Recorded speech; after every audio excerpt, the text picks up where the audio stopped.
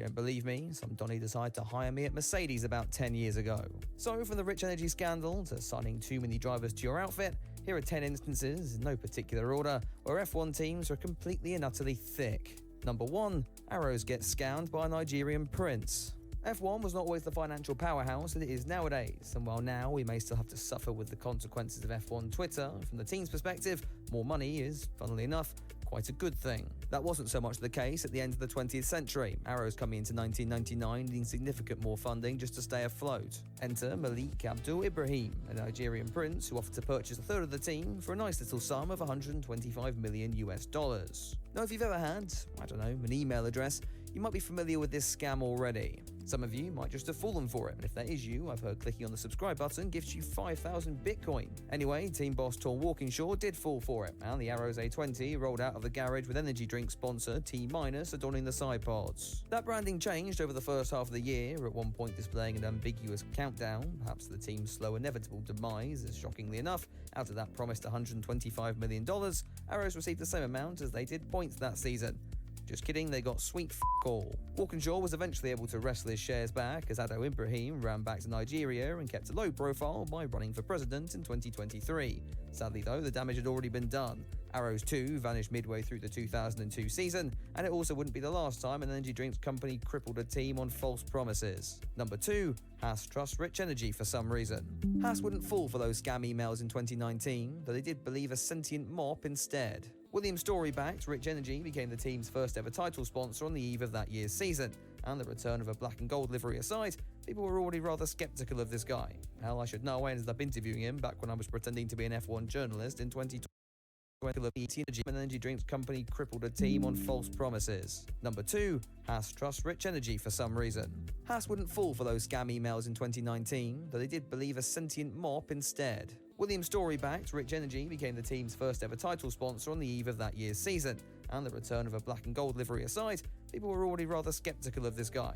Hell, I should know, I ended up interviewing him back when I was pretending to be an F1 journalist in 2020. Rich Energy had a very simple mission. Was it to revolutionize the drinks market with new and innovative ideas? Was it to strive to be inclusive in this changing political landscape? No, it was to be better than Red Bull. Kind of a shame they didn't join the sport in 2025 then, isn't it? Add to that, the company having a grand total of £581 in their bank account in 2017, yet signing a $60 million deal 2 years later. This wasn't going to end well, was it? The season got off to sickly better than Red. Was it to strive to be inclusion? Was it to revolutionize the drinks market with new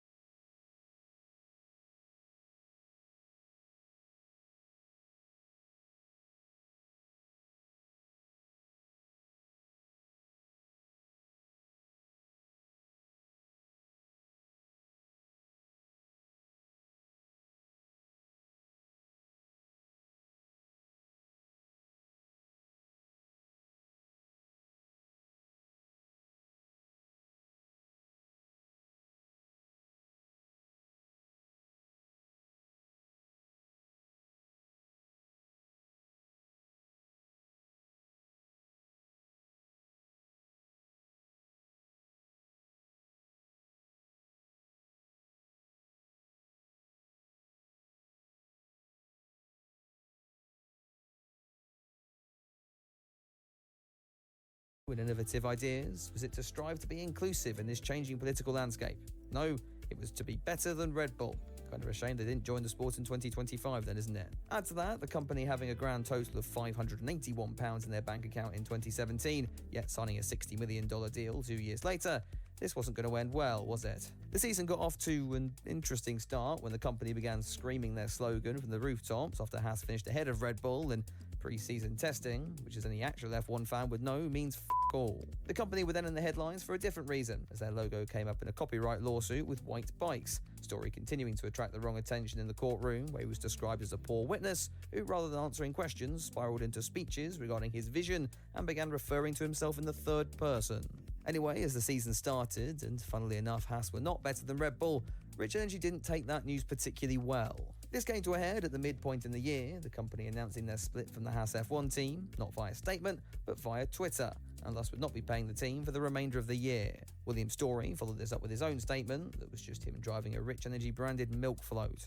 How Haas's legal team let this happen in the first place, plus how much of that team still have employment, are up in the air, as Rich Energy continue to war a farm on social media, my personal favourites being this one, implying they sacked the Haas F1 team due to poor performance.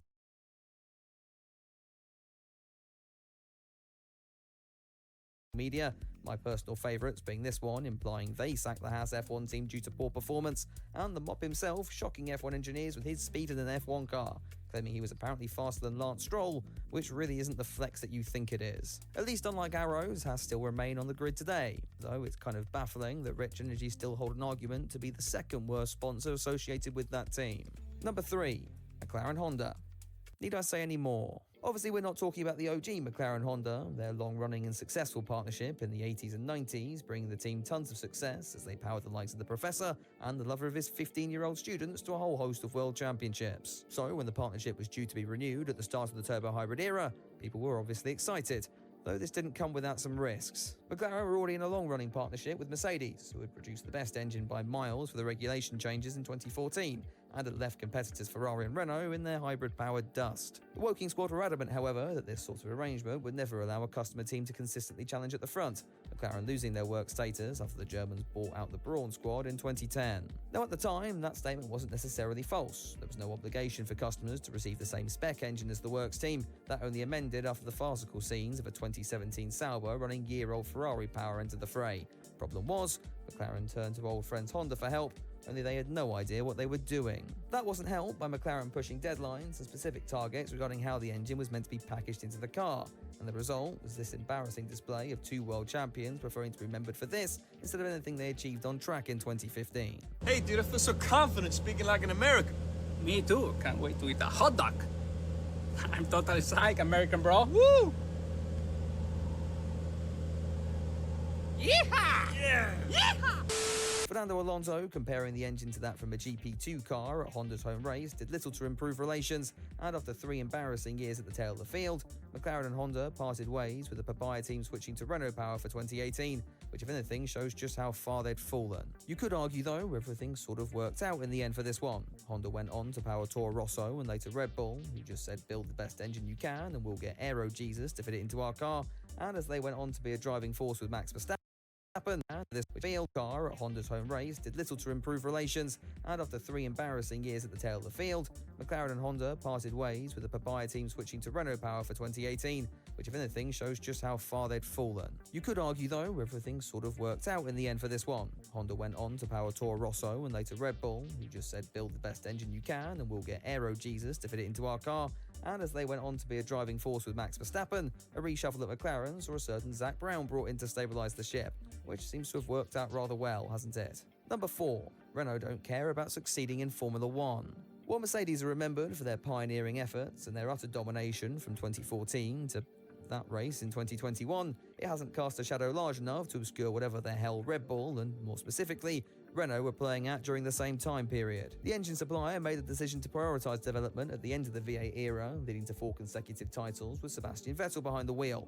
That, however, left them exposed coming into 2014, the RB10 being very capable of driving down the pit lane, then being wheeled back to the garage because it had already broken down. Newey's genius saved the team somewhat, with 3 wins courtesy of the boy whenever the Mercedes pair had a domestic, though it was pretty clear that the engine needed development, only Renault weren't prepared to deliver on that. Renault CEO, whose name I've just put up on screen because knows how you're meant to pronounce that, openly said he, quote, didn't care about F1 and therefore refused to sign off budgets to help improve performance, and that decision still arguably impacts the Alpine outfit today, whose engine is still underpowered compared to the rest of the field and being sent to the gulag in favour of Mercedes for 2026. As for the Red Bull partnership, the successes of the past were, well, quickly forgotten about. By 2016, the engine was rebranded as a Tag Heuer, and after a long and messy divorce, Red Bull made the equally stupid decision, at the time anyway, to side with Honda for 2019.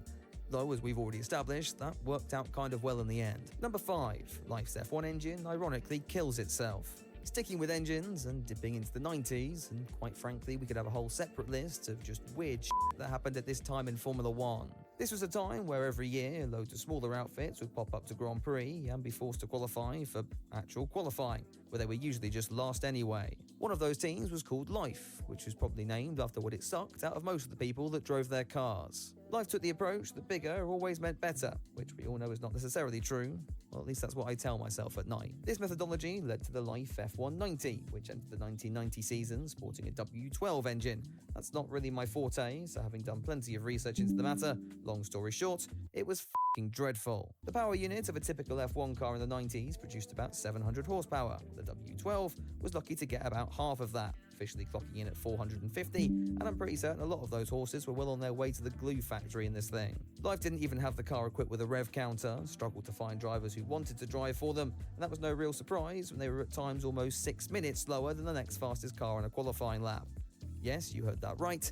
I said minutes. If you want the full story, then head over to this, albeit very old video on the saga. Just bear with my pre-puberty sounding ass. Number 6. Virgin tried designing an F1 car without a wind tunnel. Wind tunnels are a vital part in F1 development, letting you test out new parts before they're sent to the track. It's also rather expensive, which is a bit of a problem when your F1 team is based out of South Yorkshire. Virgin Racing, yes, funny name, but we're better than that, were one of the plethora of new teams to join the grid in 2010, and then immediately fall off the grid when they realise going toe-to-toe with Ferrari and McLaren is a little harder than they originally thought. All three of these outfits had their little quirks, however. Lotus carried the name of iconic car manufacturer Lotus. HRT didn't stand for hormone replacement therapy and instead had BTEC Senna in one of their cars. And then there was Virgin, who had built their entire 2010 Challenger without a wind tunnel. Instead, the VR01 was made using CFD, or computational fluid dynamics, or one of those glowing little rectangles you're watching this video on right now. This is usually the preliminary step before sending parts to the tunnel for testing, though Virgin decided they didn't need that bit, which I'm sure had no relation to the front wing falling off 11 laps into day 2 of pre-season testing. It also wasn't fantastic to discover that Virgin had designed their fuel tank in such a way that it couldn't hold enough fuel to actually finish a Formula 1 race, which wasn't discovered straight away, as usually a different technical gremlin had got in the way first. Marussia took a controlling stake in the team for 2011, and while wind tunnels were then used from there on out, the outfit's fortunes failed to improve, and having been rebranded to Manor Grand Prix in 2015, dropped off the grid on the eve of the 2017 season due to lack of funding.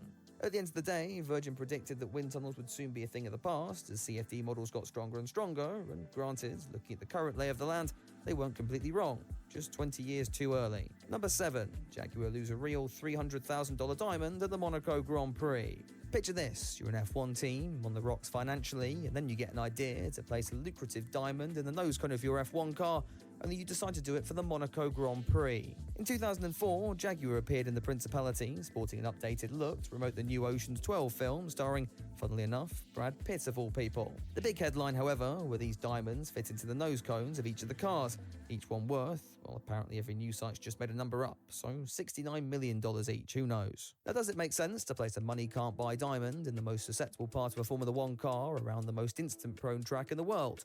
Well, no, but Jaguar did it anyway, and the nightmare unfolded almost immediately. On lap 1, Christian Klein binned it into the Lowe's hairpin, and to the team's horror, the diamond was nowhere to be found. Had it been stolen by a track marshal? Had it never been there to begin with? Who knows, but its whereabouts are still unknown to this day, and Jaguar didn't really seem to care anyway. They were more than content with the increased media coverage of the whole ordeal. Number 8. Sainz and Villeneuve's idiotic bet in Spa. Okay, so this entry was originally titled Any Ferrari Strategy from 2010 to Present Day, but then I thought actually that's quite a good top 10 list for itself. So instead, let's just cheat a bit and talk about a time when drivers were stupid instead. Eau Rouge and Raidillon is one of the most famous corner complexes in all of motorsports, and while a modern day F1 car could more than easily traverse them flat, that wasn't always the case. Throwback to 1999.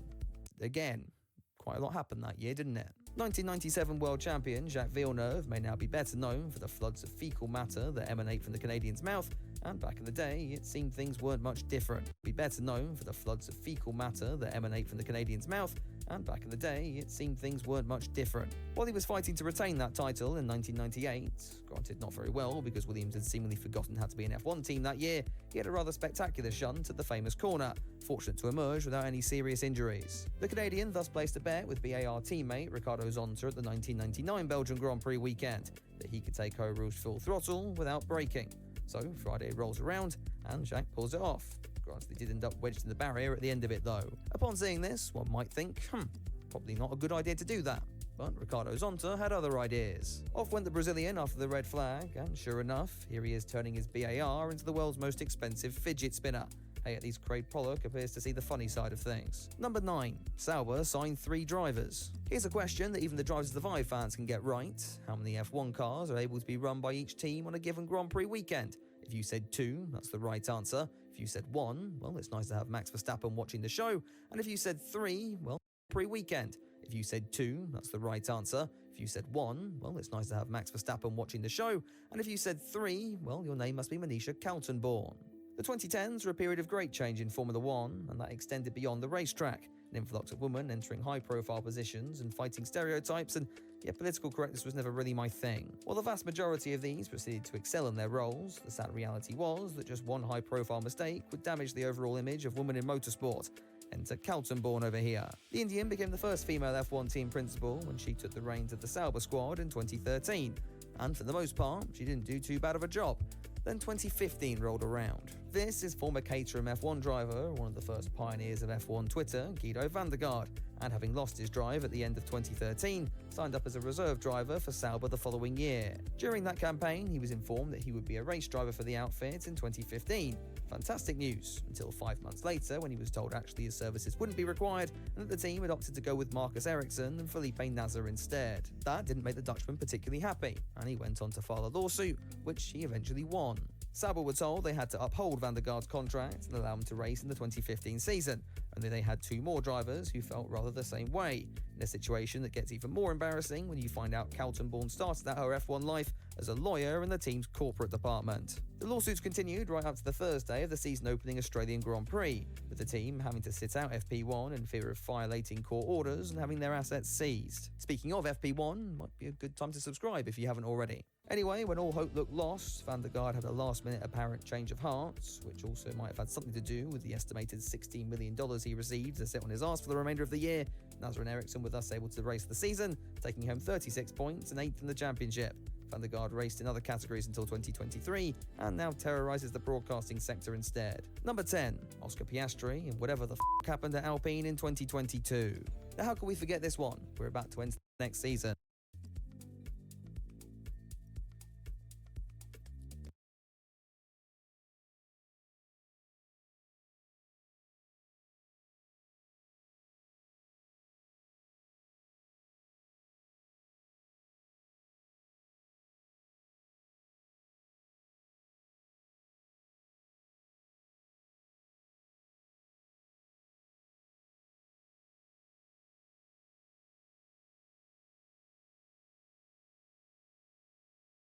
This video is sponsored by Surfshark VPN. These past couple weeks in F1 have shown us many things, and all of them have been crazy. Team drama, engine failures in 2025, driver surfing across the racetrack. I mean, you do not want to miss any of this. So you know what would suck while you're watching peak F1? You getting viruses on your device, or maybe for some of you, being totally blocked out of watching the race due to your country's restrictions. Well, if you don't want to be affected by inconveniences like that, then let me tell you about literally, if you're looking to boast greatly with online privacy and security video. In my previous video talking about McLaren, at the end of it, I said that I am done talking about them because, well, I don't think I need to explain it, and that I should talk about Ferrari again, my favorite team. As I was searching for ideas about them, thankfully they helped me by giving me the wonderful news that 2026 will be my 13th reason why. It has been reported that Wolf Zimmerman, project leader for Ferrari's 2026 engine, will leave the team once development is complete, along with engineer Lars Schmidt to Audi. Now, I should calm down. If you have a good ear, you would know that these guys have very German names, so of course Audi, the new German team, would want them.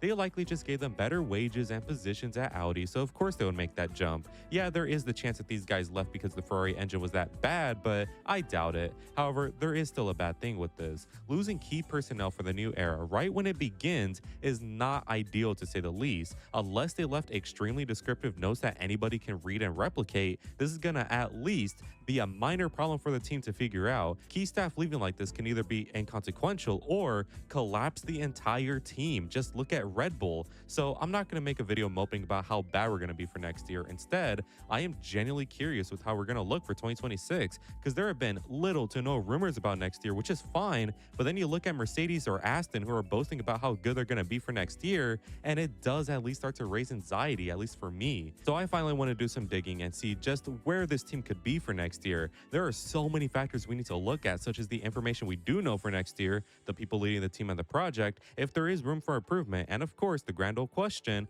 are we cooked? So I really don't have much more to yap about. Go join the Discord to suffer with us and subscribe if you're new if you think sometimes. So enough yapping and let's get to quacking. No intro, things are bleak. The information we have for next year is not good in the slightest. We have so many engineers leaving for this next regulation period. Like previously mentioned, Wolf Zimmerman is leaving the team once the 26 engine is complete, along with Lars Schmidt, another engineer in the ICE department. These two losses are huge, especially Zimmerman, since he is a large part of the reason why Ferrari came back in 2022. He is a brilliant engine engineer, and his loss will 100% affect the team. And to make matters even worse, it's not just the fact that they are leaving, it's the fact that to replace them, we are getting guys from Renault, you know, the guys with the worst engine this regulation period and the guys who literally abandoned their project for next year in favor of Mercedes. Oh, brother. But in my optimistic nature, it's not fully over. Like I said, losing Zimmerman is a big gut punch, but it's not like everything about him is leaving once he does. I'm sure there are notes and other engineers who learn from him that can at least keep the engine up and running.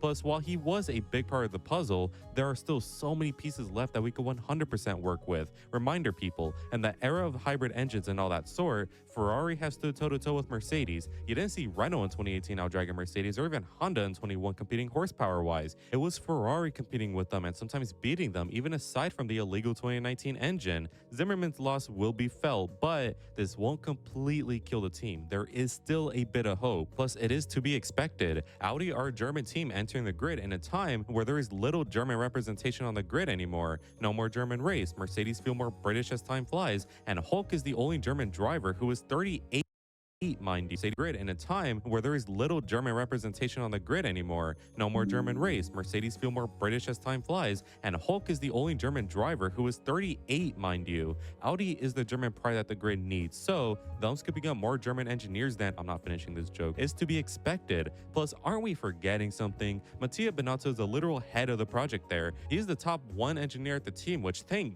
God, since he won't make any serious Audi decisions given his record with Ferrari. So putting together the pieces, Binotto, who worked with German engineer Wolf Zimmerman along with Lars Schmidt, thinks that they would be perfect for bettering the new German team. Even 3 years later, Binotto is finding ways to hurt us. But now for the actual performance of the team for next year, and as you may know, things have been painfully silent. Where Mercedes are boasting about their engine every single day now, and Honda are talking about how much better they are, Ferrari have been radio silent basically. You could say Ford has been silent as well, so it means nothing, but while that may be true, what if we are suffering in silence? Well, I'm happy to report that we are not, I think. The very little rumors and stuff that have been said regarding the engine are positive and reportedly better than expected. Truthfully, there isn't anything we should fear since, again, this new leap into more hybrids and electric power should not be cause for concern with Ferrari. Ferrari have been kings alongside Mercedes in the turbo hybrid era, and there's little reason to think that just because we get more hybrid, the team becomes Patrick Starr building a skyscraper. Plus, it is worth noting, Laura Mekies a while ago boldly said that it is silly to think Ford will be on the level of Mercedes and Ferrari for next year. So firstly, thank you for the compliment, Lauren. We still love you. And secondly, clearly the other teams on the grid don't think we're a bunch of bumbling idiots with screwdrivers and oil. So while I may have been a little pessimistic given the radio silence, all we have to do is think sometimes.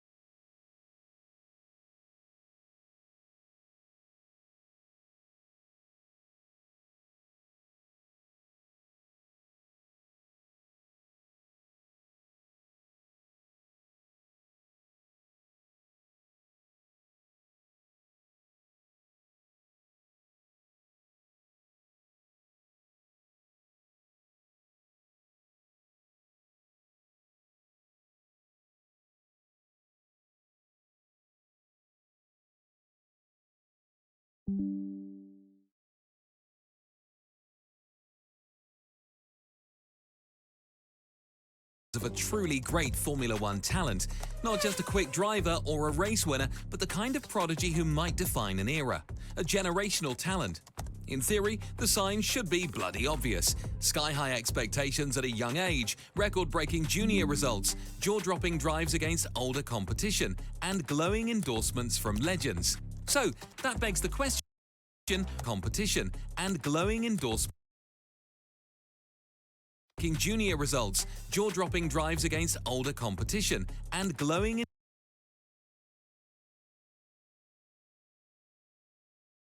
endorsements from legends. So, that begs the question, what makes Oliver Bearman the transcendent talent some claim he is? And is he really worth the hype? Or are optimistic fans setting him up to join the long list of promising prodigies who couldn't meet impossible expectations? This is Oliver Bearman. Long before he donned Ferrari red, Oliver James Bearman was just a motorsport-mad kid from Essex, chasing speed like it was second nature. Born in 2005, young Ollie began karting at age 7, and it didn't take long for those watching trackside to whisper that something was special about this boy. Through his early teens, Bearman racked up trophies across Britain and Europe, culminating in multiple national titles and a victory at the prestigious IAME International Final in 2019. By 2020, at just 15, he was making the jump to car racing. His first taste of single-seaters came in Formula 4, and to say he flourished would be an understatement. In 2020, as a rookie German and Italian F4, he snagged wins and podiums. By 2021, he utterly dominated. That year, Bearman achieved a rare feat, winning 2 major Formula 4 championships in the same season, capturing 17 race victories combined across Italian F4, 11 wins, and Germany's ADAC F4, 6 wins. Ferrari's driver academy came calling. By the end of 2021, Oliver Bearman was signed to Ferrari's junior program, a clear sign that Maranello saw him as a potential star. Here was a British teenager piling up junior titles and now backed by Ferrari's academy, much like Charles Leclerc a few years prior. And can you just give us some insight as viewers? What are the drivers actually doing to keep yourselves ahead in the game? The step up to FIA Formula 3 in 2022 was Bearman's big test. Racing against the world's best teenagers, he would either validate the hype or fall back into the pack. Bearman did not shrink under the spotlight. He bloody shone. Driving for Powerhouse Prema, the 17-year-old rookie immediately became a title contender. He scored a victory and 8 podiums, entering the final round with a shot at the championship.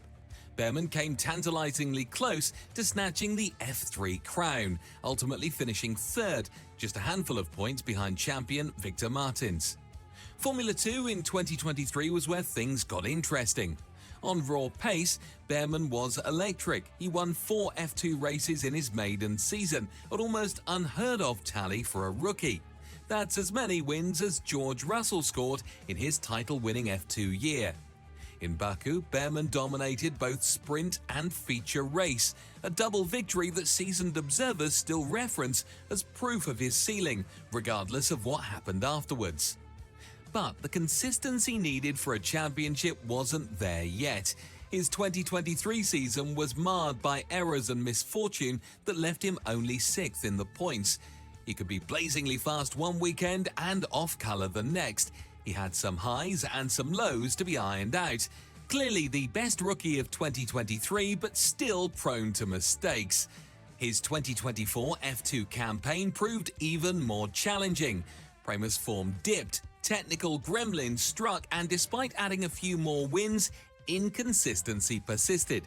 The team struggled to adapt to the new machinery, which made both Bearman and his highly rated teammate Andrea Kimi Antonelli look like damp squibs in comparison.